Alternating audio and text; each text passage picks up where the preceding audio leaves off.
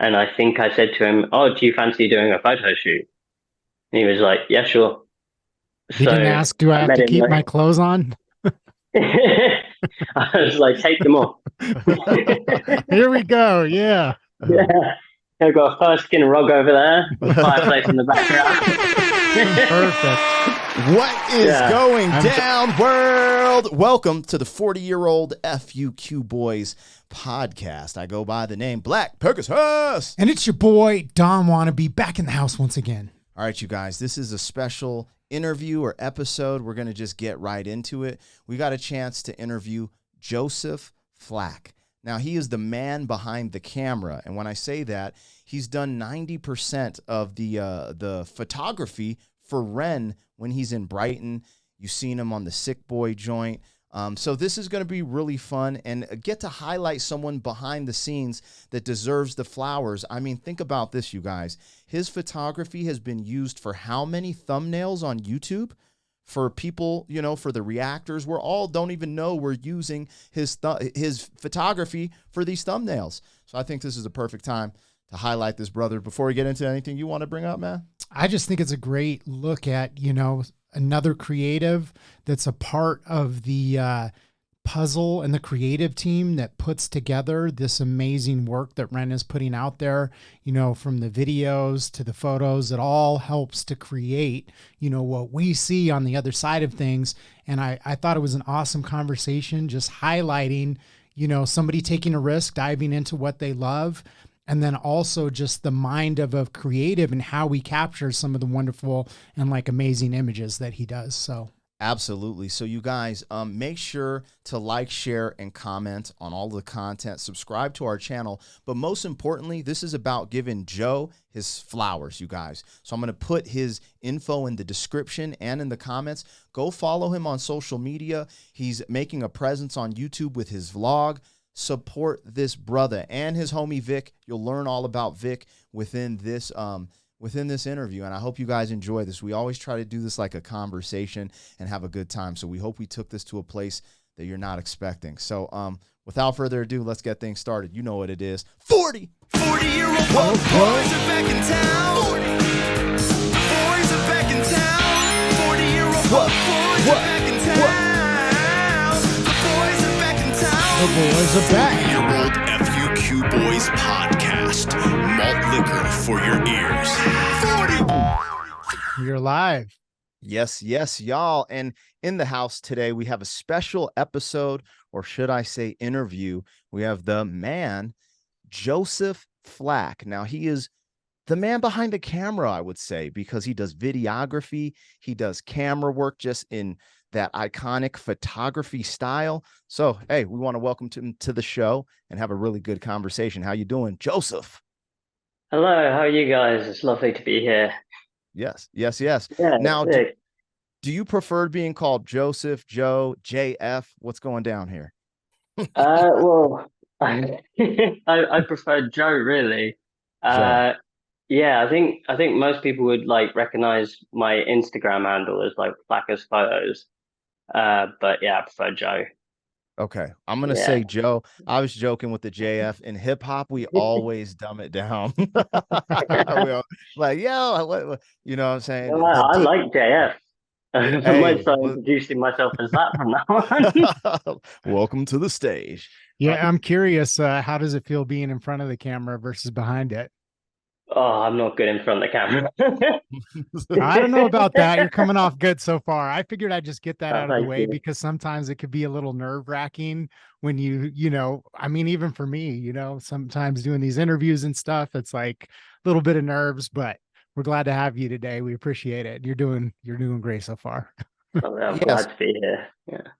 So let's get this started. Now, I was introduced to you by the Wolf Johnson, our man who got picked up in a sense by REN and is doing the behind the scenes like a documentary for REN for the Money Game 3 and stuff like that. But it was really cool because he basically put you on my radar, and I was like, oh, this is super fresh. Started following you on Instagram, seeing your photography.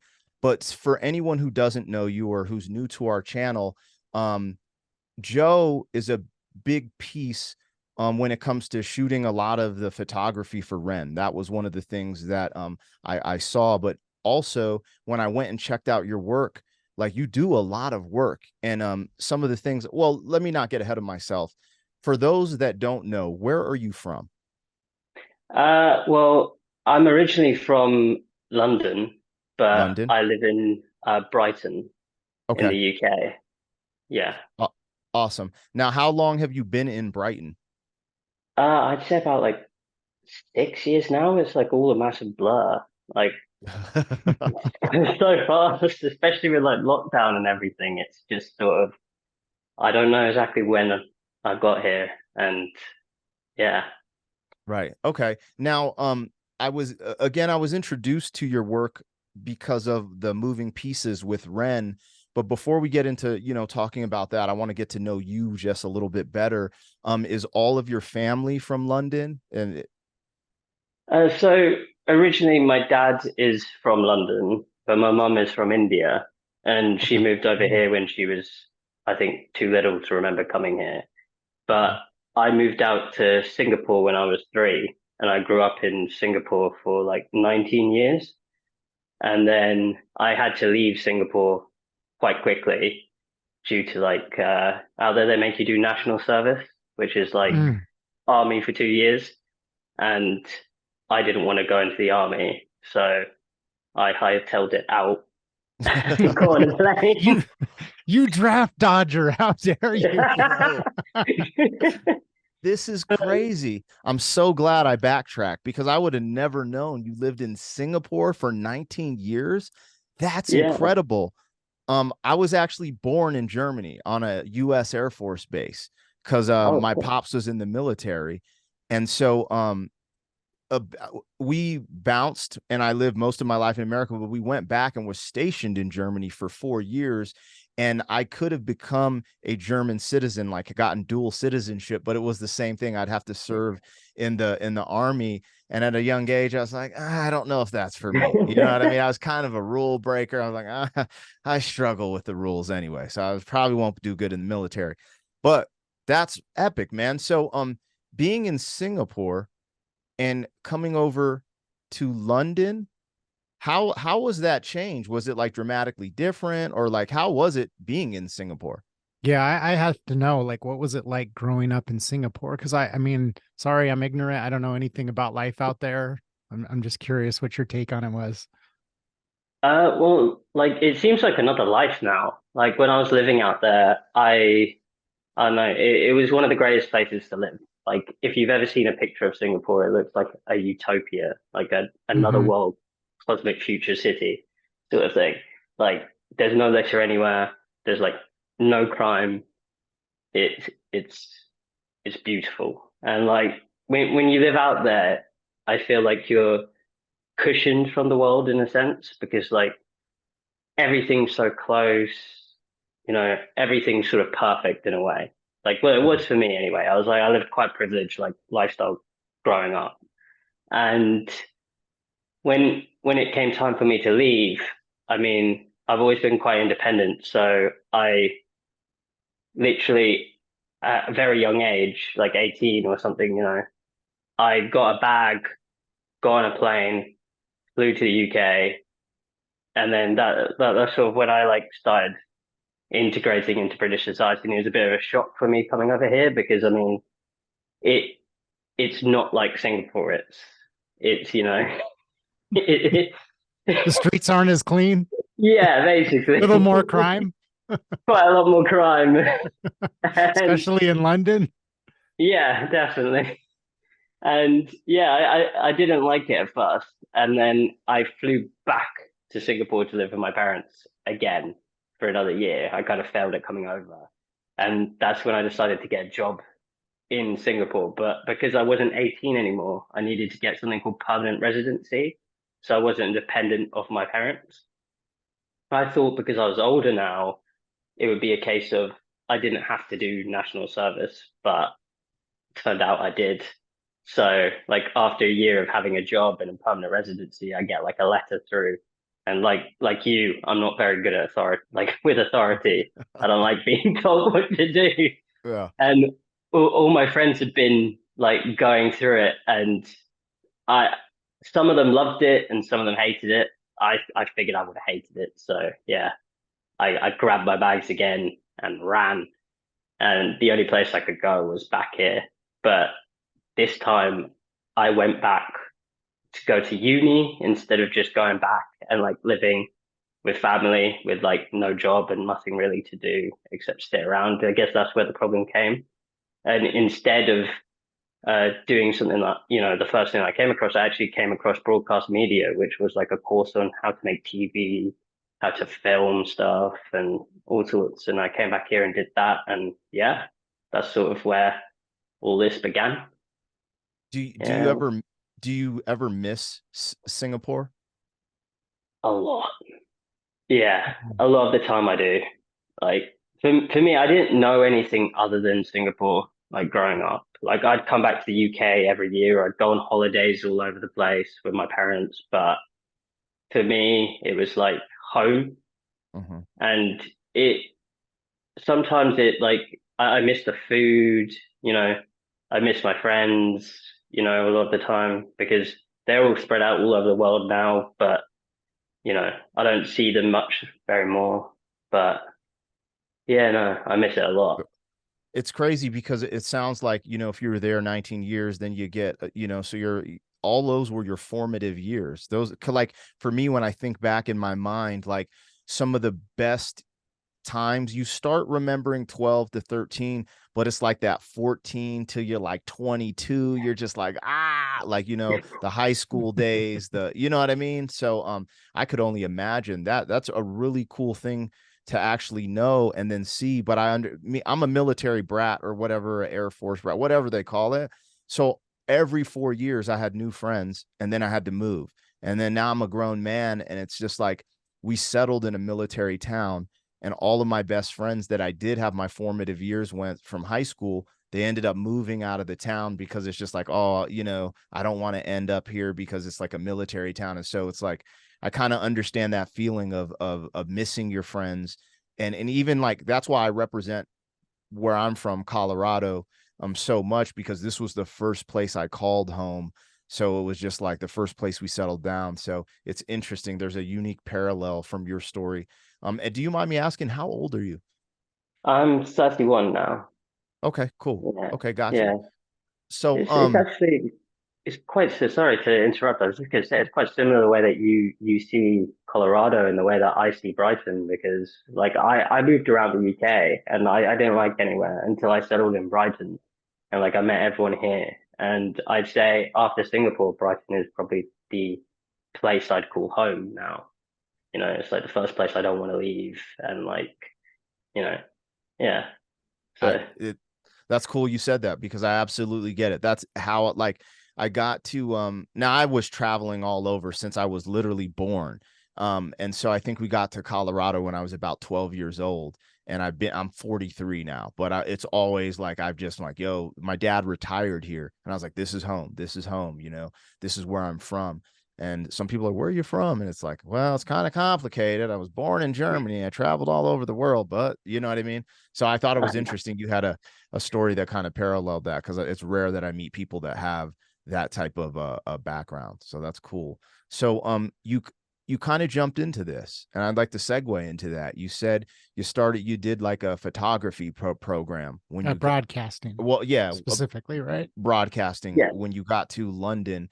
And I guess what I was trying to say is that was your first time kind of getting behind the scenes and seeing like how broadcasting, and because that would you say that's like, start working with, camera and in the industry you're in now? Would you say that was the gateway, or just kind of something, the first thing you did?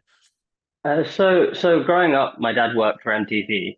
He was Hmm. the executive vice president of MTV Asia, and Oh, wow. he worked like heavily in MTV in the UK.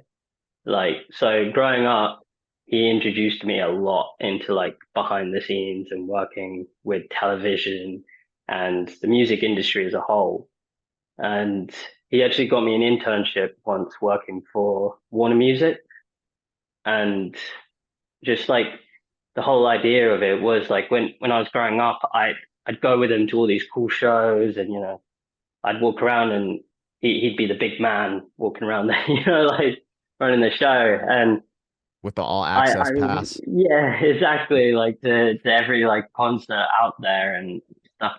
Wow. And I'd always think he was really cool, but I don't think like as a kid I paid enough attention to what he was doing because I think I missed like an opportunity somewhere, and it was strange. Like I picked up on it later. There was like a whole all these years of my life I went without like taking advantage of the opportunities he could have given me. And then when I found myself looking for something I really wanted to do, broadcast media jumped out at me because it was almost exactly like the sort of stuff that he would do. And then I just sort of fell into it myself accidentally, almost out of necessity. What were you doing exactly at the broadcast media? So it was like it's a foundation degree. So basically, you start off doing 2 years, and it like brings you up to a degree in the end if you stay for another year. But what we'd do was we'd learn how to like mix live television, how to film live television, how to like film like videos, and then how to edit them, how to write scripts for TV, how to just basically everything to do with like film to TV. Just the only difference was they had like more specialized courses, like you do like film studies, which would teach you like one thing, or they'd have like an editing course, or but this was a very broad sort of course that just set you up for almost every type of media that you could think of. That's Yeah. epic. That's epic. Now, I was introduced to you via your photography. Um, when did photography come into your life? If you can give us a rundown, like, do you remember the first time you got behind the camera and actually, were like, hey, I like this, or this is a thing, or were you just messing around with cameras, then one day it clicked? Like, how did that go for you? So like the first time I got behind a camera was when I was really young. My dad bought me a Nikon film camera, and he had Hmm. like the bigger version, and like we'd go out and we'd take some photos sometimes. But I don't know whether it was really for me back then. I don't know. It was just I he used to say I take good photos, but I never got into it as much as I think I should have.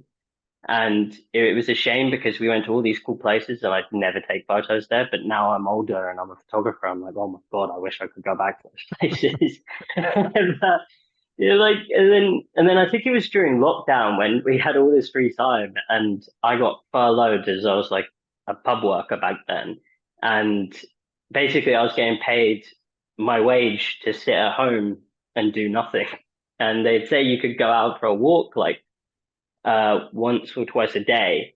I think they said that. I hope they did. But yeah, that's what I do. And I went out with my phone and I'd go for my daily walk and I'd just take some photos and I'd I'd play around editing them and then I'd upload them to Instagram and I'd put like a really sarcastic sort of silly comment underneath them. And people were like, oh, that was funny. Oh, that's a nice photo. So I thought I'd buy a camera. So I bought a camera and it was a film camera and I went around and took some photos. But I realized film is quite expensive to get developed. So I saved up and probably with the money that I would have spent developing film, bought myself a really cheap digital camera. And I was taking photos of just like buildings and stuff like that. And then I sort of started to get bored of it because I was like, they look cool, but they were boring, like sort of photos. Like, not saying that like the photos I took were quite boring, like to me. And I think it was one day there was a protest happening in town. I can't remember what it was. I think it was people that were like anti-vaxxers or something. And they were walking through town and they were yelling and holding up signs. So I went there and I thought, oh, I'm just going to take photos of them. So I shoved my camera in their face and just started taking photos of them. And Mhm. when I got home, I looked at them. I was like, oh, these are really cool. And like I started putting them up on my Instagram, and people were like, holy crap, dude, these are insane. So I was like, maybe there's something to this. And yeah. That's amazing, because one of my questions to you was going to be like, how do you think like phones have changed photography? Because, it used to be that, to buy a camera, to get film developed, all this stuff is it's still expensive to buy nice camera equipment. But the phone now is like so advanced with, the pictures that you can take. I feel like it gives a lot more people access to kind of play around with it. And I'm just curious what your thoughts are on that. I think like phones being accessible to everybody as a camera is just like amazing because I think photography is something that you know, everybody should do. Like I think the difference between a phone and a camera is, and I mean, phones might get there one day. Like my phone that I currently have, you can go in and change the settings almost like a camera.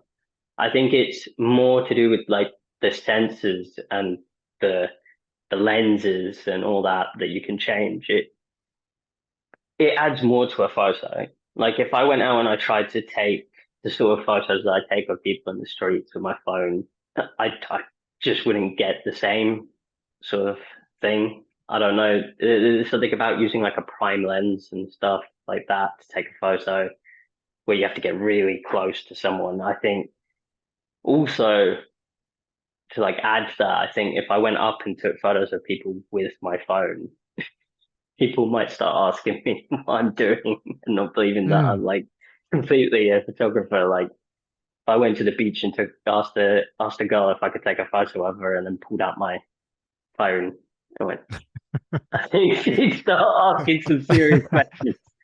That's a really good point, because, honestly, I'm just starting to delve into like videography, and photography is a necessity for the podcast. So I knew nothing about cameras, had no real interest in them, to be completely honest with you, other than when we started recording our podcast. And then I was like, well, I got to start figuring this out. And so it's been YouTube videos and tutorials, just trying to be able to capture certain things. But I'm like, wanting to do some like street interviews and things like that. And I was actually like more nervous about like putting a camera in somebody's face, thinking that they'd be like, what the hell is this? But you're saying that it's actually brings the guard down a little bit because you look professional. Yeah. So that makes a lot of sense. Well, and that's true, bro, because like I'm like, when I see a photographer, I think camera. Yeah, like I don't think iPhone, even though when like sometimes there's stuff on my Instagram that looks like it was taken by a photographer, but it was just, put it in I forget, portrait mode and you know what I mean? So that makes total sense. Now I want to go back just a little bit. Okay. We're not going to get into anything divisive. Me and him chuckled when you said when you went out and took your first like photography, you're like, yeah, I think it was the anti-V. Well, we're going to say V word because YouTube can get kind of crazy. Because I just thought it was funny. The reason we laughed is because we went to a protest to protest the mandates in America. So when you said that, I was going to crack a joke. Hey, he could have got pictures of us, but we're not like totally down that lane. We were just like, there's a lot of authoritative stuff. And as we said in the beginning, I've always been a rule breaker. I don't trust the GOV. So that's just my nature by nature. So it's just funny. You said you captured that. And then that kind of springboarded it because people were like, yo, this looks really cool. And it's just so crazy because me and him, that's our vibe. We literally flew to Washington, DC to join like a protest saying, hey, we're not cool with these mandates in America, blah, blah, blah. So it's just so interesting you said that. So I just wanted to. Yeah. And that was my first time doing any sort of videography. Like I had the camera. We brought our cameras and I had never do interviews. It was crazy. I had never done, any video work at all. I was like, how did these settings work? I mean, it was not great footage, but you got to jump in somewhere. Yeah. So anyways, that's so crazy. Now, with your photography, I noticed now so you sent me some stuff so I could kind of study your style, and then also from Instagram. And the pictures I gravitated to the most were those black and white photos that are really giving me that like iconic feel. And when you shoot your photography, is there something specific you're going for? Is there a story you're telling? Like, what's going on behind the camera, because I feel like not videography and photography is an art in itself. And I was just wondering what are you saying with your art?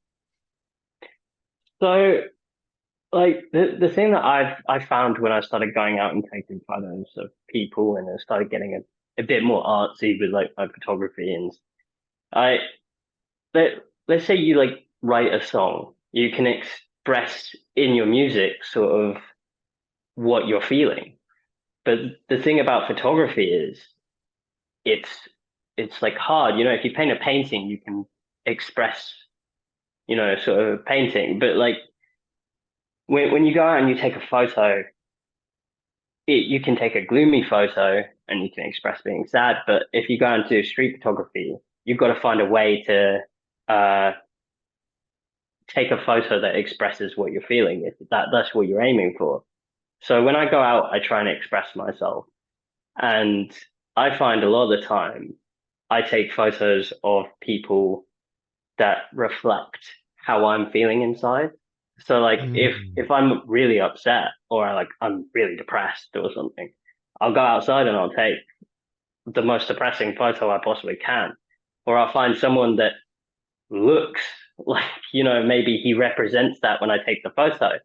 Or if I'm feeling really happy, I'll take a bunch of photos, you know, of like people happy, you know, in the sunshine or something. But like sometimes I'll take photos of like, let's say like there was a while that I felt, I don't know, sort of alone and not seen. So I took photos of people that someone might consider to be like homeless or something like that, because I figured they're generally people in populations that aren't seen. So if I represent them in my photography, I'm saying maybe I'm not seen, you know, and stuff Yeah. like that. So really, when I go out, I tend to try and represent how I'm feeling through photos. And sometimes I fail miserably because I just can't find the right scene. But a lot of the time, if I spend like 4 or 5 hours out there, I generally can figure out a way to show it. That's awesome. Yeah, So that's interesting, because that was going to be my specific question, is like, what are you trying to capture? And it sounds like when you go out, what you're trying to capture is almost like a mirror or a reflection of like your inner world. And that's what you're Yeah, trying to express through your photos, is like capture what you're feeling internally, but like through another person. That's like super deep. yeah, well, and it's almost turns the person into like a metaphor for you, or the different expression. I like that actually. And Well, so and I mean, I think that's a pretty quick turnaround, like in my opinion, like to go from, you know, just a couple years ago picking up a phone and then being able to put out, you know, the quality of images that you are, because we scroll through your, you know, Instagram page, and I mean, your work is really good. It's beautiful. My dad's been a photographer, a street photographer for like, I mean, as long as I've known him, he's always had a camera pointing it in people's faces, and we are always laughing, you know, and maybe that's why I was resistant to it, you know, to picking up a camera myself. But he lived in New York forever, and he does specifically street photography. And so I've been around that, you know, for most of my life. And like when I looked at your images on Instagram, frankly, I was kind of shocked when you said that you'd only been doing it for as long as you have, because like you really are capturing something in these images that seems like it would take, you know, decades to get to that point. are by any thank you. chance are you familiar with, there's a channel, it's called, is it Soft White Underbelly? Yeah. Are you familiar with that channel by any chance? No, I'm not. So there's this dude, he interviews, he's in California, and he interviews the homeless, and he gets these very unique, tragic stories, and they're just so different and deep. And he has a huge YouTube channel in the millions of subscribers. But afterwards, he takes these photos, and a lot of time you will just see you can almost see the life within their face. And there was a photo on your Instagram that reminded me of that in its own sense. It spoke to me when I saw it. I think it was just a dude on the corner, but he had, it just, I don't know, there's just something about it. I was like, this speaks to me. So now getting the information, what you told me, I can connect to it and kind of connect to some of the pictures or the photography more. But I knew you were onto something because that dude from Soft White Underbelly, he's known for his photography and his interviews across the world. And something of it there, it reminded, not putting you in a box, but it just gave me a reminiscent of someone who, you know, who's like really captures something a little more in depth through their work from what I saw. And yeah, that's what, you know, made me want to ask that question as well. Now with that, the art aspect of it and what you're portraying or expressing through your personal photos as an artist, but then there's a different side, and this is how I was introduced to you, because you've done a ton of the photography work for Ren when he's in Brighton, from what I understand. So I guess to segue into that question, when did you meet Ren and start working with Ren, doing photography? So basically, I met Ren a few years ago, I think, on the seafront by like where there's the I-360. He's he was close with a friend of mine, and I went along and we just hung out. And from there, I kept like meeting up with him. I wasn't really at the time, I didn't know he did music. I sort of remember thinking he looked like the guy from this band that I saw over lockdown when me and my friend were lying on the couch and watching. I think it was the Big Push, of course, but like I think we watched one of his videos over lockdown. I remember thinking in my head, "Oh, this guy looks like that guy," and then not really thinking much of it. And then we connected on Instagram, and I looked through, and I was like, "Oh, it is that guy." And yeah, no, we'd go out, we'd hang out, and like I remember I used to film these videos on the seafront, and he would always be in them like every week because we'd be hanging out on our nights out around town. And I think it was one day I was looking to do a photo shoot, and I think I said to him, "Oh, do you fancy doing a photo shoot?" And he was like, "Yeah, sure." So I didn't ask, I do met I him have to keep my clothes on? I was like, "Take them off." Here we go. Yeah. Yeah. I've got a fur skin rug over there, the fireplace in the background. Perfect. Yeah. I'm So sure there's a lot of people who would love to see those. we release them later Wonderful. for a price. Yeah, no. Yeah, so I think I went around his house, and he had a bunch of different outfits, and we were going to hit the town, and we were just going to take a bunch of photos. And I think all the photos that you will have seen were taken over two separate nights. We just changed, he changed a lot, and we Yeah. just walked around.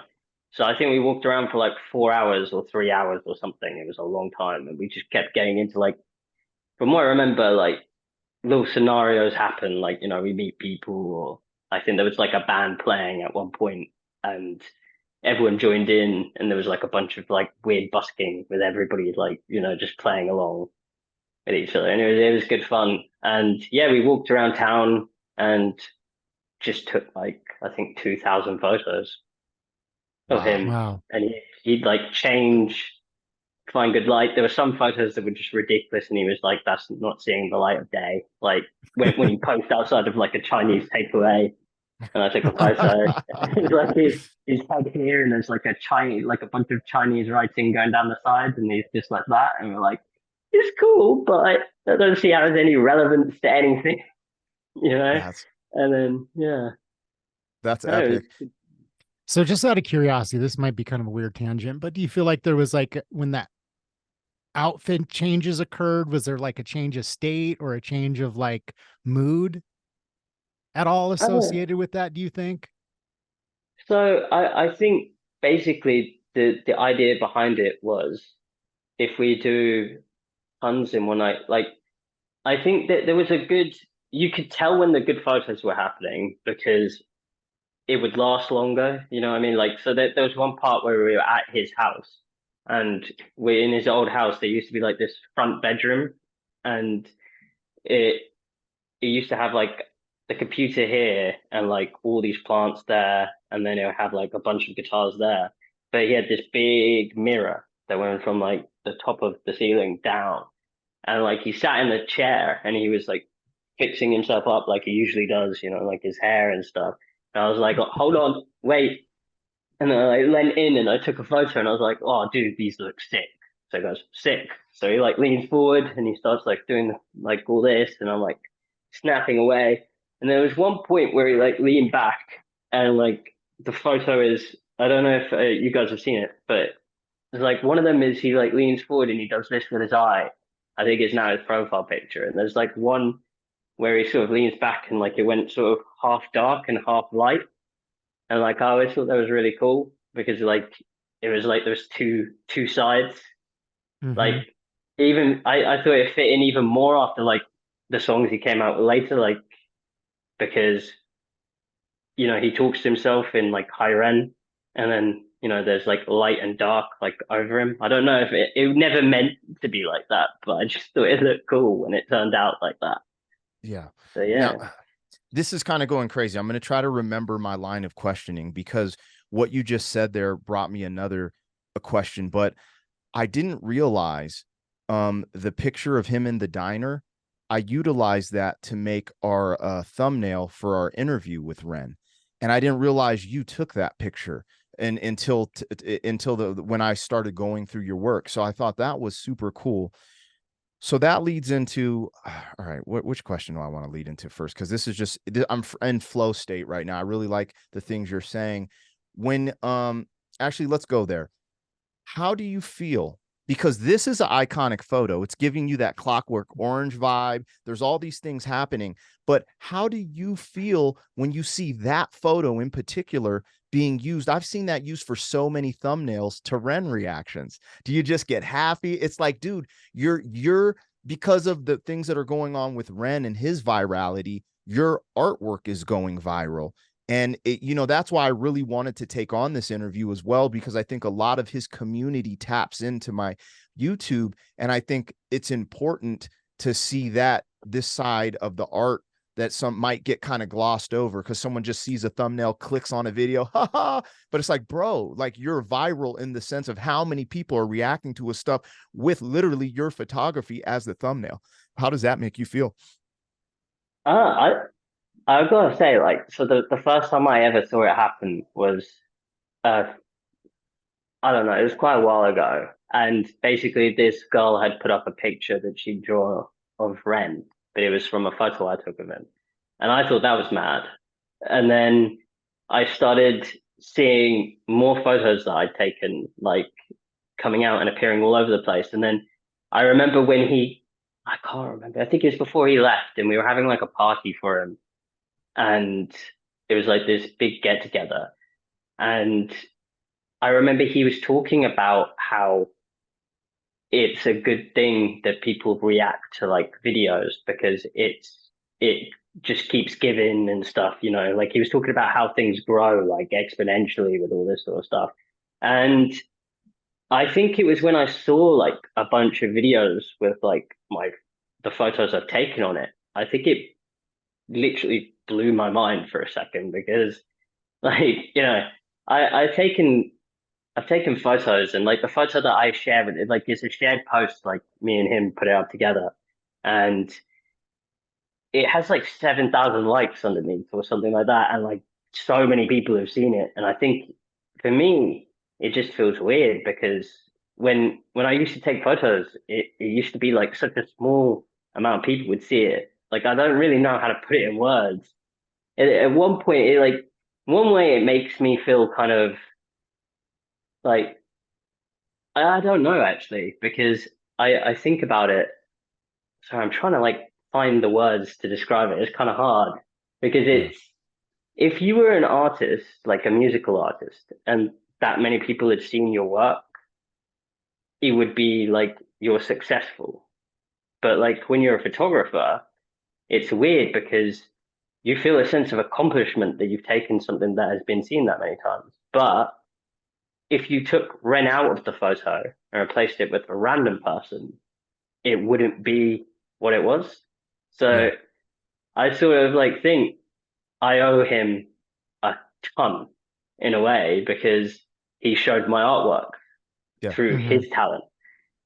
But at the same time, I always think like, you know, it's hard sometimes to see like your work go out there, but your work is more famous than you are. Yeah. Does that make sense? Like, not that I Yes. want that, but like it's just weird that my work is more successful than me, you Yeah. know? I mean, that makes total sense. And that's part of the reason why we wanted to have this conversation, is to kind of highlight, some of the people behind the scenes that are doing amazing work, because it is amazing. And, there's a number of things that came up in this conversation. And one of them was just the way that you created the photos, and we freestyle. So we do like freestyle rapping is something that we do as a part of our, podcast and everything, and our reactions. And it sounds like that was kind of the vibe that you took with taking these photos, is that, like, I know that there's a lot of photographers that'll set up these elaborate scenes and they have this pre-planned, staging where they bring in props and lions and, all this stuff to get these images. But you just like went out there and created these iconic photos, kind of like the street photography, where you're just like capturing moments like in this flow, and like came up with these amazing images. Yeah. And what I'd like to add to what you were saying, because you kind of ended and you were like, do you know what I'm saying? And I felt like I instantly saw it from the position of a musician and a producer, the relationship between the man who makes the beat versus the front man who raps over the beat, right? Like a lot of times, unless you're Dr. Dre or Timberland, a lot of producers go unseen and have this success without, let's say some of the notoriety. There's a little bit of a parallel there because sometimes it's maybe the storyline of what the artist over the track or the beat or whatever. So I saw something a little bit parallel there when you were explaining what you were saying, how it's like sometimes, like if Eminem jumps on an unknown producer's track, like that track is held in infamy, kind of thing. So I saw a little bit of a parallel there. And it is interesting to just, I was just thinking about that as you were talking, because I was like, man, we used one of your pictures as a thumbnail. And until I was introduced to you from Wolf Johnson, I would have never known. And then I think about how many times I've Googled the name REN to find pictures to make thumbnails, and most of them are yours. Like, so I'm just like kind of freaking out, like in real time, we're having this conversation and it all just connected to me. I was like, how do you feel about this? This is crazy. Like, this is awesome. Like, and then I'm super hyped, because it's like, this is when Wolf told me about you. I was like, man, like yes, I'd love to interview him, because it's cool to, like he said, highlight things that are going on behind the scenes, because all of it comes together. And then, I like it with REN too, because he just brings people up. Like, it's so funny because like, he's like, you're the homie. He's like, oh, you do pictures? Let's see. Yo, this is tight. I rock with you. It's just as simple as that. That's how he gave an olive branch to our channel. You support me? Let me see what the fans are thinking. Dang, you guys are really supportive. I'll do the interview. Like, he's not like these, dude, I'm in the industry, bro. I'm 43 years old. I've been rapping since 18. I've seen so much stuff behind the scenes. I'm just starting to get my story out through YouTube now, but I've seen a lot more than people would imagine. And you don't see people like REN all the time. And it's a breath of fresh air. And I think that's super cool. And even the relationship you guys have and how you explain that, you're like so grateful. And then you're like, yo, I'm trying to take in this like success that I'm having. And it's really cool to see. No, Um, he's definitely like that though. Like it was when we posted the thing together. I remember I was sitting down in like living, we were watching TV, and he was cooking, and he turned around to me, and I was like, you posting those photos later? And he was like, yeah. So I said, have you heard of these things called shared posts? And before I even finished, he said, oh, do you want to like put it up together? And I was like, yeah. So he goes, yeah, no worries. And then he put it up, and then he messaged me about like an hour later saying, oh, I put up the only color photo as like as the shared post, and now you're fully black and white with one colored there, like one colored photo. And I was like, ah, but I left it up because of course. But yeah, no, that's tight. No, that's awesome. I love it. And I like the way he moves and shakes, man. Like, he lifts people up and he leaves a lasting impression And I think he knows what he's doing, you know, but sometimes I say he doesn't even understand. Like, he doesn't understand in the sense of how it makes people feel and how they're going to ride for him. Cause I know how I feel. I'm saying that from my perspective. Like, dude, I really, really rock with Ren, and I don't rock with that many people like this. And, you know, it's just appreciative because, you know, I've seen a lot of stuff in the game. A lot of people have given us promises for certain things. And, you know, anyways. Well, there is a philosophy, I think, that's behind it that's worth, addressing. And to your point of when you said that, he loves these reactions and things of that nature. We're in the same boat that our growth of our channel is in large part to people like Harry, Mack, and Ren that we react to. But what we deal with on a daily basis is trying to find videos that we can react to because people give us copyright claims. And so you have on one side this philosophy of you're stealing from us because you're using our music, but on the other hand, we're sharing music that we actually enjoy or love or appreciate and trying to share it with the broader audience. And some people don't see it that way. So they'll actually put claims to where we can't react to the videos or put strikes. And then there's another philosophy that's like embodied by like Ren specifically and people like Harry Mack that are like, I don't care, use my content, spread it. And you can see this like massive growth that's partly because they're allowing other people to share it, even if it means that we can monetize some of it. And it's like the difference of feeling like you're stealing from me. And like, I see it as like a form of greed of wanting to hold on to every cent versus this, like, if I share it with other people and they share it, we all like grow together. We grow together. It's like, it's a collective thing. It's like when I see my images out there on other people's stuff, like I don't turn around and want to just go, hey, you can't use that, or like, I love it. Like I I want everyone to use my stuff, like, well, maybe not some. Yeah. Reel that back in, but everyone worthwhile to use like my stuff as they want. And I think like that's the thing with my friends is like, you know, everyone builds themselves up and they grow together. And like it's with Ren, it's with my friend Vic, who like is in the pig mask behind the thing. Like me and him, we make music videos like for his channel, and like well we are, and and then we do vlogs on my YouTube channel, and then we have like uh I don't know, just everyone in our group just works together, and I think if more people did that, like just work together, it would help everybody because everybody can grow a lot more when you work as a group as opposed to just being like get lost, I want to do this by myself, sort of thing. I think that's like the magic of creativity. Someone said it's like creatives helping creatives is like the beautiful part of being a creative.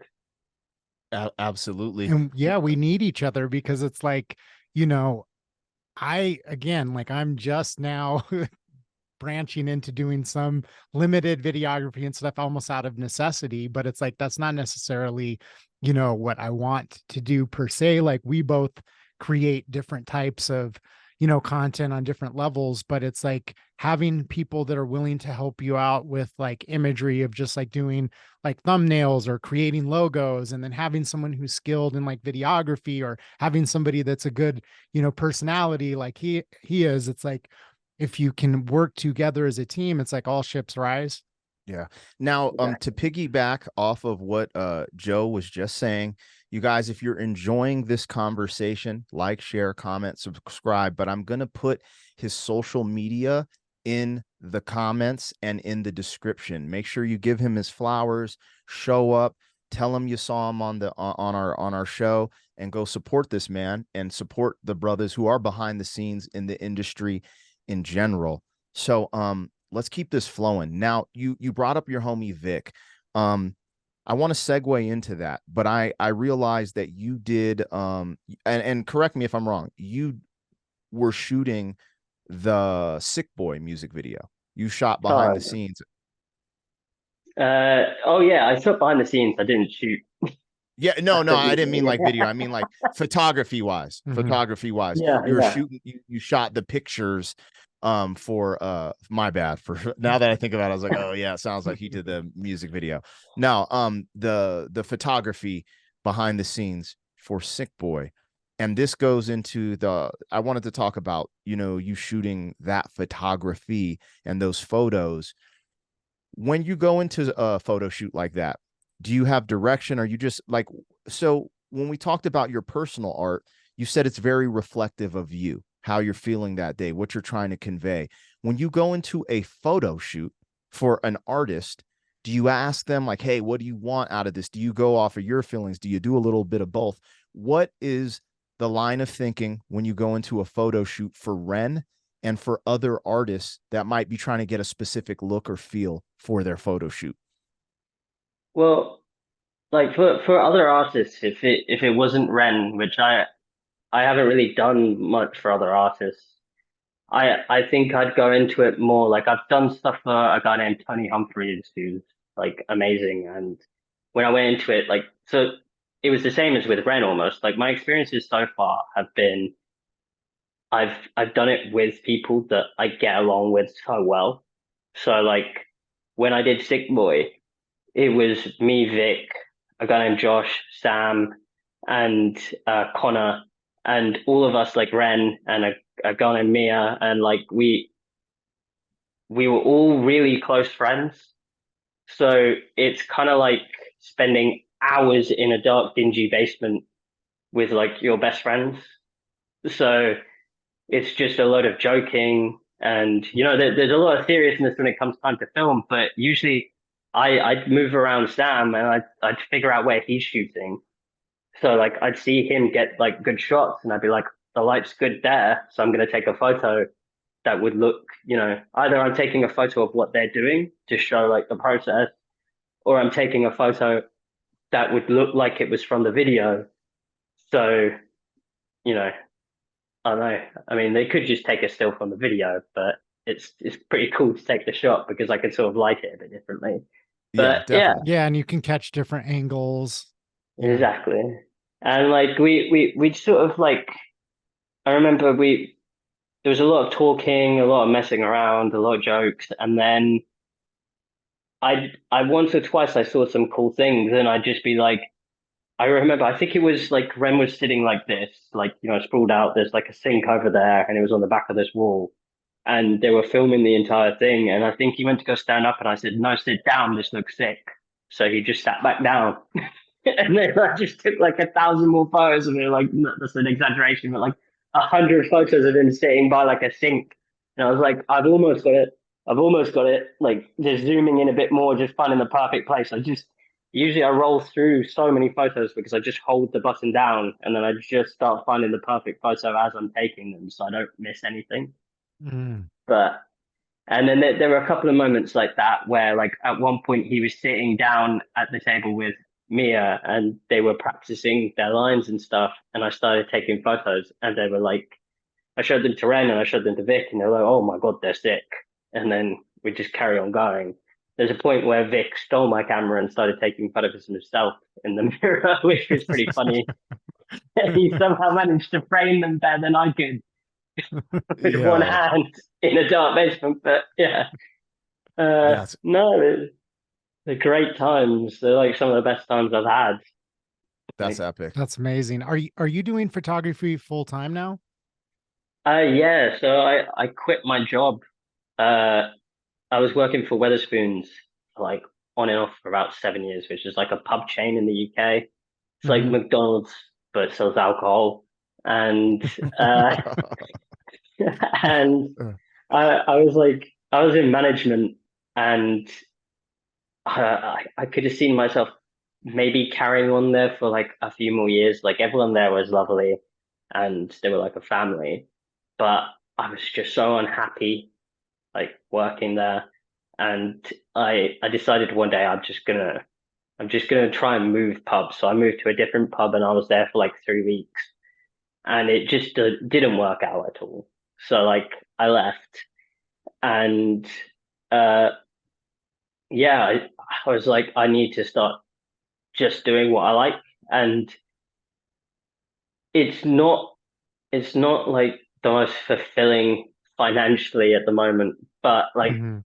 mentally and like for what I want to do, it's like the most fulfilling thing that I've done.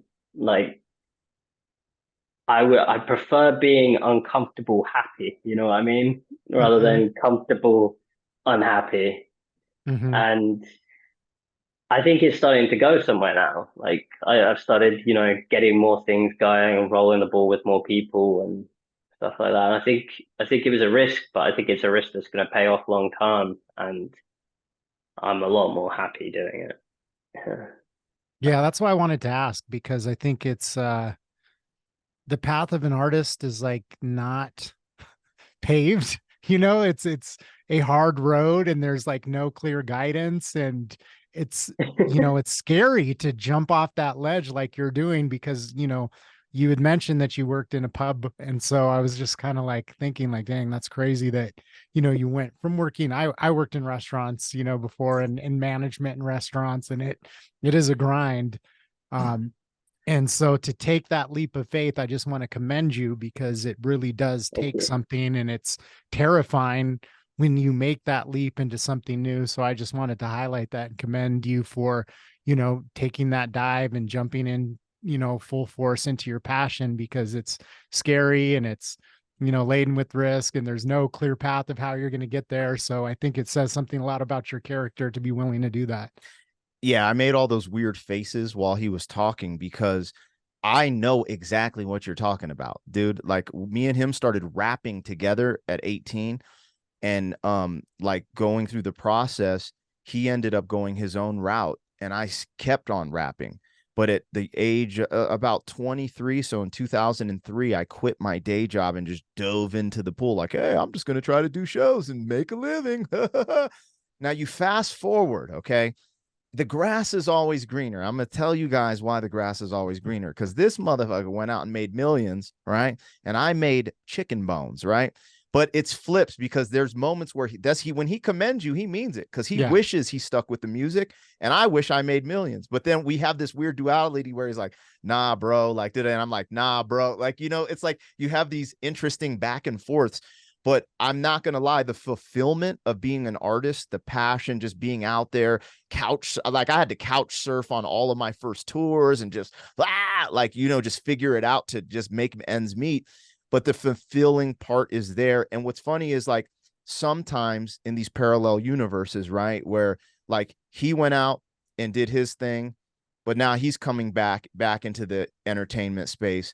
And now me, all these years of doing entertainment, I'm finally starting to get a little bit of my flowers and economic success where I can, take care of my family. So it all comes full circle if you really just show up and be consistent. You know what I'm saying? So Yeah. again, he commends you, but I commend you as well, because I already know, like, I dove off that diving board in 2003. It was BS. I was drinking grape drink from Walmart and eating hot dogs, and like, I can't afford anything else. Not saying you're doing that. You're probably doing better than I was, but I was really, it was crazy. So I totally get it. And I love to see it, man. Cause that thing it does for your soul, chasing, what people are scared to chase, that dream, that idea, what inside of you is great, that is about to blossom, it will blossom. You've taken the first steps, and that's just real. And most people are scared to do that. And because of that fear, they never get to see their true potential, and you're on your way. So kudos, man. If I had my little interface, I'd throw the air horn and the hand claps. Like, so you got those. Now let's go back to your boy Vic, because I don't know him, but shout out to Dan Wheeler, the Dan Wheeler Show. What's up, player? But I saw he did an interview with him, and I haven't dived into it, but that's how I'm familiar with your boy, and you talking about him. Now you say he's the guy behind the mask. Now where this intersects is we're talking about REN, and then we were talking about Sick Boy. Well, it sounds like Vic is the one wearing the mask, but beyond photography, you do some videography as well. And I believe you do that with Vic. So let us know, man, what's going on with Vic? Who is he? What's going down with your videography? How you guys work together? I'd love to hear it. So like a little while ago, I started like a YouTube channel where I'd go out and I'd do street photography and I'd record myself doing it. And then I got the idea of making it into a vlog, and I'd vlog myself going around and, taking photos and just having interesting interactions. That's the word. And So Vic started his own YouTube because I told him it was a good idea, like if he wants to become an artist. And he's actually got a track with Ren that is supposed to come out at some point. Right. And uh, it's really good. And Nice.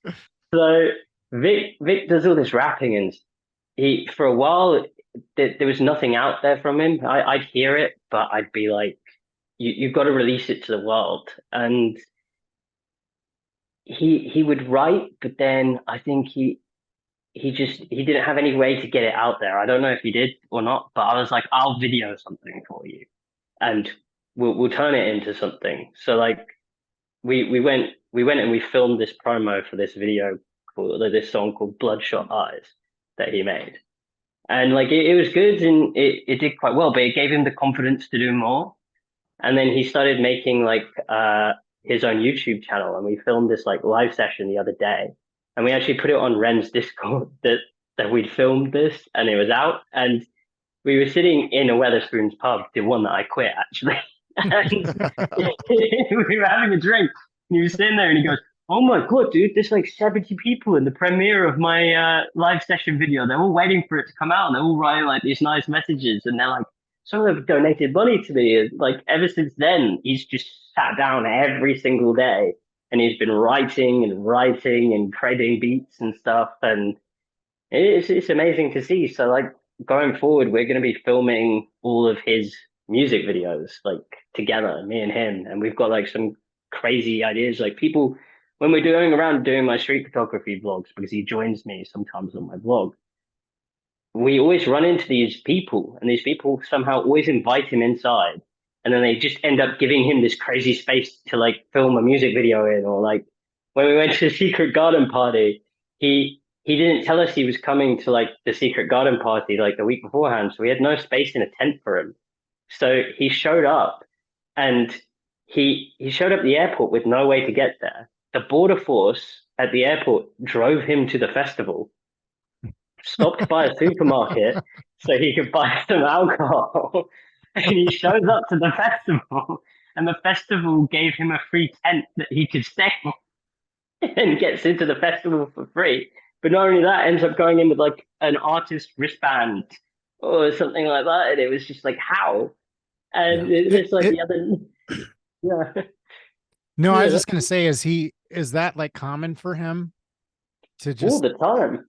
Yeah. Yeah, I have a friend that's like that. I say that he's got a horseshoe stuck up his ass because it's like he's like the most unlucky and luckiest person at the same time. He has the craziest things that happen to him, but he just has this energy that like invites people to open doors for him and like come inside and everybody's his That is best friend. exactly it. That's amazing. Those type of people are amazing to be around. Yeah, he got honed in on that energy because it sounds like that's tight, man. Like the universe just opens up for him. He's like, yo, walk through the portal. That's dope. Yeah, I'm excited. I heard, and again, I'm just getting familiar with this stuff because essentially, I'm all over the board on this channel with music. Like I'm reacting to a bunch of different stuff. And I've obviously been a huge supporter of Ren on the channel. But then, these segues where I start seeing and hearing of different artists through him, like that's how I heard of Wolf Johnson, Dirt Miller, which inadvertently, then you're on my radar now, Vic. So I'm going to go check Vic out. And I'm excited because I'm sure, we'll do a reaction to his video at some point. I don't know when it drops, but we'll definitely, support that. And just, it's like, dude, I love it, man. It's cool because, I've been on YouTube like 16 years, but I was always putting out original content. Some of my content moved the metric, but it's really hard to be consistent on the. I didn't understand how to be consistent on the budget I had and certain things that I was doing, trying to tour, blah, blah, blah. I didn't understand how YouTube worked. So it's so cool to see the gates of YouTube open for me as like, I'm an older man now, but it's like a new chapter of my life is happening on YouTube. And sometimes I'm just like, why is this happening now? But I'm like, it's just so cool. I'm like, yo, I'm getting like a second chance at the entertainment industry. So I definitely love supporting other people that we've heard of. And I'm really now curious to hear Vic. And one of the reasons too is not just because of Ren, It's because there's a unique thing. When we interviewed Ren said something very interesting to us. He said he would pretty much never do a song with someone for the clout. He doesn't care how big they are. He's like, he has to feel the music. He has to feel the artistry. And the first thing you said was you took a step back and like, he's really good. You're like, my bro, Vic, he's really good. And I felt the sincerity in your voice. You're like, that's my bro, but he's really good. And I was like, all right, man, I'm going to check him out. But then I thought about our interview with Ren. Ren don't just do tracks with people, bro. It's not going to happen. So I know there's a little magic there. So I'm excited to check him out. And shout out to Vic. Again, I'm not familiar like that, but I will get familiar. So that's super awesome, man. Did you have Yeah, I was just curious because it sounds like you started off with more of the photography space. And do you lean more towards photography? Is videography something that you're, just starting to take on a little bit more? Like what direction do you want to go, or where are you being pulled like creatively? I like for me, I like showing up to something and then making something that looks satisfying visually. So if I can show up to something and I can make something at the end of it that gives me some satisfaction, I make it. Like regardless of whether it's like photography or videography, I really like making like cinematic videos that look like beautiful and just testing myself. So if I show up to something and it tests me and I get to make something cool, then I'm happy doing it, even if I have to learn a bit first. Yeah. Awesome. what? Well, go ahead. No, you go. I was just going to say, we're definitely excited to see that journey and to see what you put out and some of the work that you're doing, with Vic, and see how that turns out. Excited to react to that. What's easier, harder? What's funner? Videography or photography? So photography is, I'd say it's a different challenge. Like to go out on the street and to capture someone in street photography is really difficult because you've got to move fast, you've got to watch everything at once, and you've got to be able to just move in a way that you could, like, moments pass you by like that. So if you're not ready to go, you've missed a photo. But like I'd say for me, I actually find photography a lot easier than videography. Like, so you can show up and you can shoot something and you can just put your camera on auto, or you can even put it on manual and you can just start capturing something. But when you start thinking into how is this going to look and what the person wants at the end, like they can either just get, something that looks like it was recorded on a video camera and then just given to them, or you can start to like do stuff to the camera that's going to make it look like exceptional at the end. Like there's profiles in cameras, like in my Sony camera, and there's stuff called like the log footage, like S-Log2 and stuff like that. And the end, you've got to put it into Rec 709 when you put it in, which is like basically it turns like bland colors on here. It lets you get a greater profile of colors at the end. Like I've forgotten the exact word.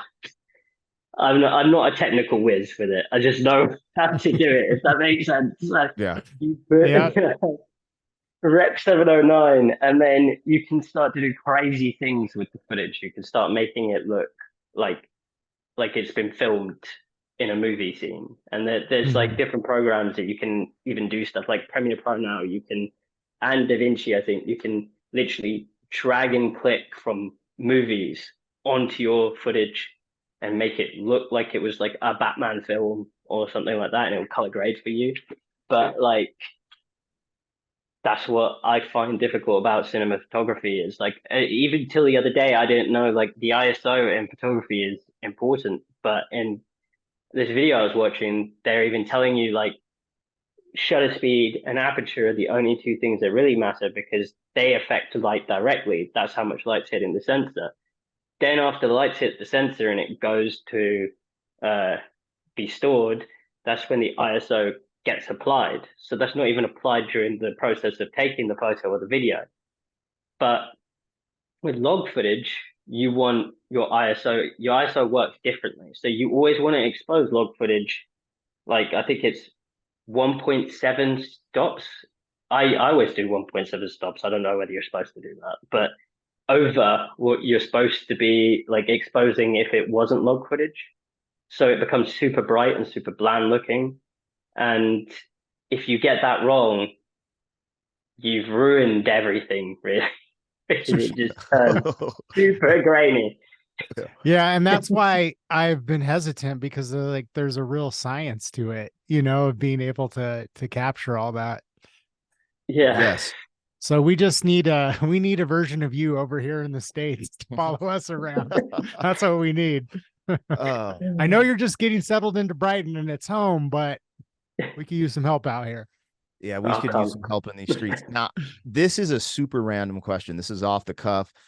Have you ever had issues taking pictures of homeless people?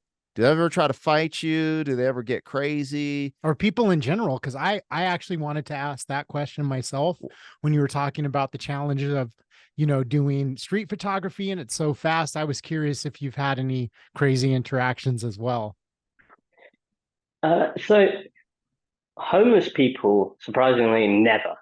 Like I've never once had a problem with any of them. But generally, I talk to them first. So like if I'm gonna go take their photo, I usually have a conversation with them. And then as I'm having the conversation, so they'll be talking and talking, and suddenly I'll see a moment where if you dig deep, they let themselves out for a second, if that makes sense. Like a part of them comes to the front and they become like vulnerable as they're talking because they're giving something to you. And that's when I usually just go, and if I've got it right, and at that second, that's when you get like those faces that tell like a story or something like that. So they never usually fight me because I've always talked to them. It's the people, and it's only happened like 3 times, but it's usually the people that are standing somewhere, and I could have gone and asked them, but I didn't because I didn't want to ruin the photo because I thought it wasn't a cool photo. Yeah, exactly. Like the moment was cool in this. It wasn't necessarily me taking a photo of them. It was me taking a photo of what they were doing. So I was like, if I talk to them, it's no longer candid. So I think it happened after like I did this vlog where I was walking around with this guy named Luke, he's a photographer, and I was teaching him basically how to approach people and talk to people. And he was saying to me, "Oh, do you ever get fought in the streets when you're taking street photography?" I was like, "No, it rarely ever happens, man." And then I walked up to some guy, took a photo, and it's on camera somewhere. And this guy goes, "Oi, did you just take a photo of me? Come back here!" So it's like yelling at me. He was standing outside a pub with like a pint, and I don't think you think he was a bit too drunk to chase me up the street. So I just walked really fast in the other direction, not making eye contact. And I was like, "No." And then I just deleted it. See, that goes to the power of putting things out in the universe. He put that out in the universe. Your buddy spoke it into existence, and then it happened. The reason I asked that specifically is because I've shot in many music videos. I've been in many music videos for my art. And I remember being in Denver. This has happened multiple times, but I'm like, oh my God, this is the shot. You see a street, I get my the boombox from right there, put it on my shoulder, and I start rapping, just walking. And I remember we're walking and we turn this corner, and all of a sudden, like my videographer's like, "Hey, yo, we might have to get out of here." And I'm like, "What? Let me just rap." And I guess like the homeless people kind of started lining up like, "Get the out of here." And they're just like all tripping. And because they're like in Denver, it's getting kind of like California. There's a lot of homeless encampments now. And I just didn't realize. So the homeless, this is what I think in America. I'm not speaking for the UK, but in America, there have been some, what I would even say a travesty and tragic events where people did bum fights. They do these crazy videos with homeless people to go viral. And I think homeless people have kind of caught on with that. So in America, when you pull out the camera, I've just noticed weird things happen where the energy shifts. Now, again, I think you brought something very valid. It's like, hey, you guys, we're going to shoot a video in this area. Are y'all cool? If they say no, then you just roll out. They're humans just like us, right? So maybe I just didn't pay attention. I was just looking at the street. I was like, yo, this is epic. Boom, let's go. We start shooting. And, it takes a couple times. You want to go through your verse a couple times. If you're doing a full song, that's 3 minutes. But yeah, they were tripping. And I remember us getting in the car and looking back, and it was like on some like, oh, like I was like, yo, son, hit the gas. So that's why I asked you that from a personal endeavor. Now, I only got 2 more questions for you. But one of them, and this is off the cuff too, because we're talking and you're telling me the intricacies of some of the things you do, videography versus photography. And I was wondering, are you threatened by AI taking artist jobs? Because AI is being pretty aggressive with the art aspect and coming through with certain things. And are you, how do you feel about that? And also, are you going to work with AI? Because AI might be a tool to help you, like, let's say, make a cartoon movie with some things you're already doing. So just curious. And so for me, like I've heard other photographers talking about it, and I think some people are quite threatened by it. But for me, until the other day, I never really touched editing software for photos. Like when I upload my photos, I just take them straight from the camera. I usually do most of the stuff in the camera, and then I just post them on Instagram, and I just do a little few changes. So like That's when, crazy, bro. That's yeah, insane, because you got some epic joints. Mm-hmm.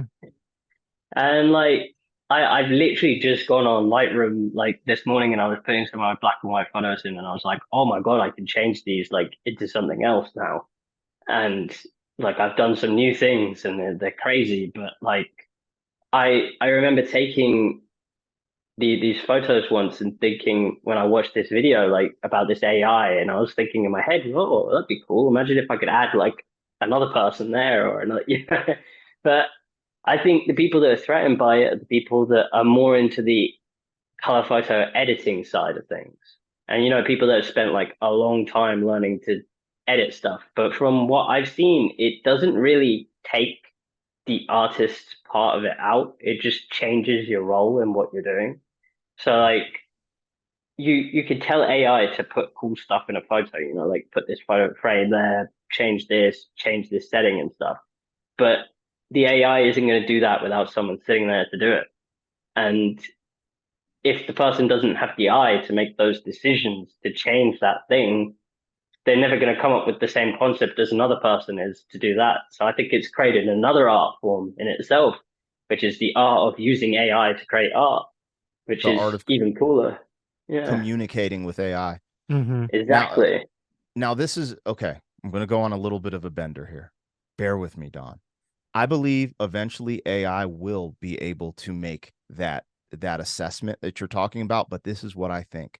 You guys heard it here first on the pod, okay? I believe it's going to give more value to human art. It's going to be like organic food versus GMO. Like, how people who have a little extra money, they're going to buy that organic. We're going to start stamping artwork and videos, all human made, organic, non-GMO, and people are going to go into that lane and support it too. I think there's going to be something kind of like that.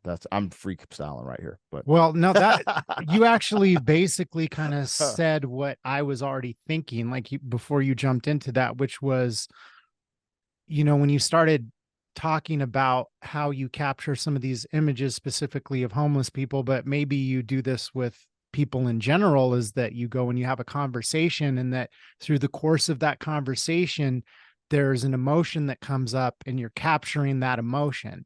And that's where a lot of times you said these photos that you're getting, it's like you're talking to them and all of a sudden it's click, boom, there it is. There's the image. But what that is, it's a relationship to two human beings, yourself going up and actually connecting with another human, not just sticking your camera in somebody's face, but having a conversation where a piece of their, life, their soul, comes out because they begin to you said something to the point of they feel safe or they feel comfortable, and then they'll share something about their life, and that takes a connection between two human beings, you being willing to have that conversation and also having the skill and the ability to get somebody to drop their guard, because that is something people are afraid of. They're afraid to talk to people in general, They're afraid to talk to strangers. So you have to be willing to be vulnerable enough and, daring enough to have a conversation with a stranger, and then have the skill to be able to allow them that space to share with you and open their,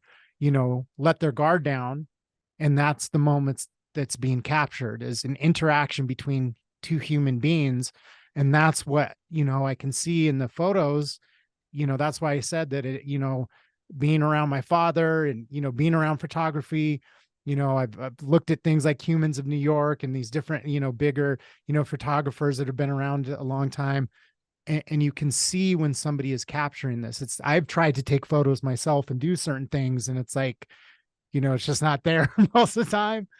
But there's something about that intimacy that I don't think can be faked by AI, because, there's a story there, the story of you, the story of that person in that moment. And you can't do that with AI. No, it's true. You can't do that with AI. I think if anything, like AI outside of photography is very scary. But if you limit it to photography, I think it's a tool that will help like creators create. I think if you're and this might sound rude, but I don't mean it to sound rude to people that do, is that if you're worried about AI taking your job away in photography, maybe you should think about how you're, doing stuff, because I can't see any way, if you're creating solid images that are your own art and thinking about it, how it would take away from it, if that makes sense, because it's the original stuff coming from you. It's like when I'm having those conversations with people and I'm capturing that's an original thing coming from me, like you said, between two humans.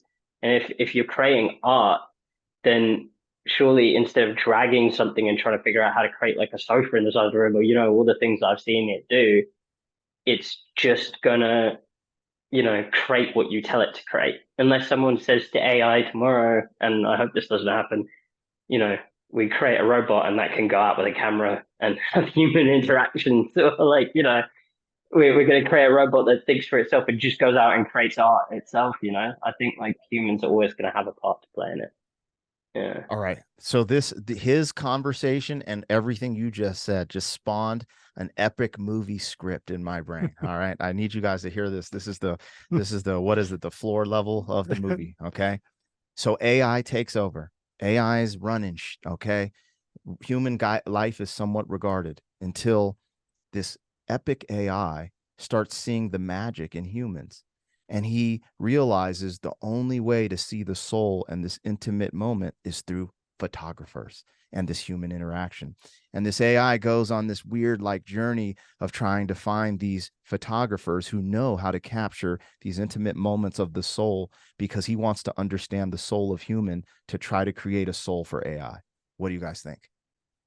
I kind of sometimes wonder if that's what we are. Like, if I was trying to create an AI program that was like trying to capture the human experience, I would just run it through a bunch of lives so that it could live all these different lives of like, being rich, poor, all the different variations of humanity, so that it would understand what it was like to be a human. So I've kind of had a similar thought. I think human beings are the original technology, and everything else is just trying to catch up, and we haven't unlocked our full potential. That's what I think. But okay, tangent over. All right, now, I don't have much more on the books for you, but before we ride off into the sunset, what I wanted to ask you, do you have any hidden talents or anything that you'd want to share with us before we go that we don't know about? Can you juggle? Are you a comedian? What is going on in the life of Joseph Flack? Aside from like my YouTube, I spend most of my time on my YouTube. I am trying to make it more funny, because I had these ideas. I had these ideas where like I see like other street photographers, and when they do it, they're very technical and very, straight to the point. I saw this one guy that just talks to girls and gets them to come for photo shoots with him, which I did the other day. But Hey, I ain't mad at that, player. and then, well, I had this idea of just making them more and more and more and more insane as time goes on. Like, and just making them crazier. Like I was thinking of dressing Vic up as like a tooth fairy and making him like the film fairy and creating this like whole advert, this face tattooed man that flies through the window and develops film for you and stuff like that, That and is, making myself like fake sponsors. I like that. A tattooed tooth fairy, bro. That's gonna get some views, bro. That's tight. Yo, that's sick. Hell yeah, man. Well, we enjoyed this conversation, and I think we're kind of. Is there anything else you wanted to ask before we ride off into the sunset?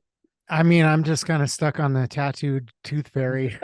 Yo, Film yo, tooth fairy. think about that. It's almost a little tattooed tooth fairy. Yeah, It has exactly. a ring to it. It has a ring to it. But I think more of what I'm capturing in this moment, just kind of what I want to leave with is it's like obviously you're on a journey right now and you're on a creative journey, and we are on our own creative journey doing, the podcast. We have different skits that we've done. We have all these ideas that we're trying to execute. And I think that's the thing that's most exciting about being on the journey is like the discovery and then challenging yourself to do new things and seeing what works, seeing what doesn't work, and just like keep moving forward. But ultimately, it seems like you're on that similar path of just like figuring out this form of self-expression that's being transmitted through photography, through video, and wanting to bring in the humor. We both do that. I know that, I got a tough crowd. So half the time I try to bring my humor in, it just bombs. But,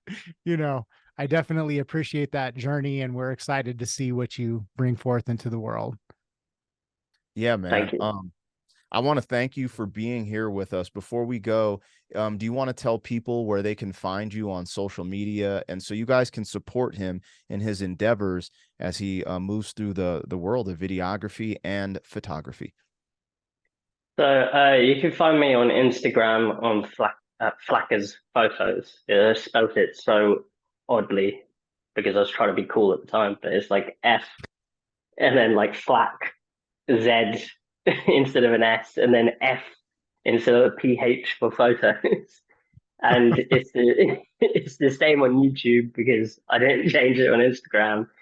And then it's the same on I tried TikTok, but I don't touch too much of it. But yeah, it's Instagram and YouTube mainly. Flacker's photos. Heck yeah. You guys make sure you tap in. I'll make sure to put those links in the description, and I'll try to pin it in the comments as well. We want to thank him for jumping on. We want to thank him for his artwork. Keep fighting the good fight. Keep putting the artwork out there. And man, I really enjoyed this conversation. This was fun. It flowed well. And I think we saved a little bit of meat for another conversation down the road, maybe. I want to see what your boy Vic does. And I want to, it's going to be cool. Did you already do your interview with Dan Wheeler? Yeah, I did it about 3 days ago. Okay, Yeah. cool. I was going to say, leave a little something for him, but if not, we're going to check that out as well. This will be cool, man. So, yo, again, thank you for joining us today. And man, this was dope. Hope you had fun in this interview, and I can't wait to get it released and just get some feedback and see what people are talking about. Yeah, we appreciate Thank you so much. Thank you so much for having me. Yeah, thank you. And just like that, you guys, the interview is over. It went by so fast, but we hope you guys enjoyed it. Again, that's Joseph Flack. You guys in there, we said his social media. I'll link it in the description in the comments.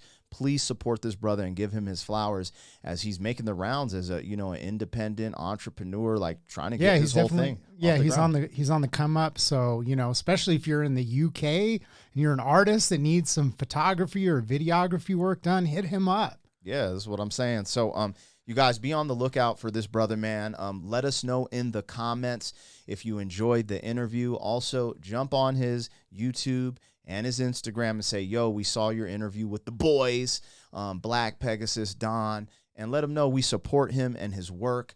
And also, that's it for us, man. I think that was fun, dude. I love doing these interviews. We got a bunch of other cool stuff on the way. Yeah, that was the one thing that I was going to say, that if you are enjoying this type of content, like, share, let people know, share it with other people, because this is what we would like to do. Obviously, we enjoy the reactions. We love the reactions, but we're now dipping our toes into our own creative work, making our own content. And part of that is doing these type of interviews.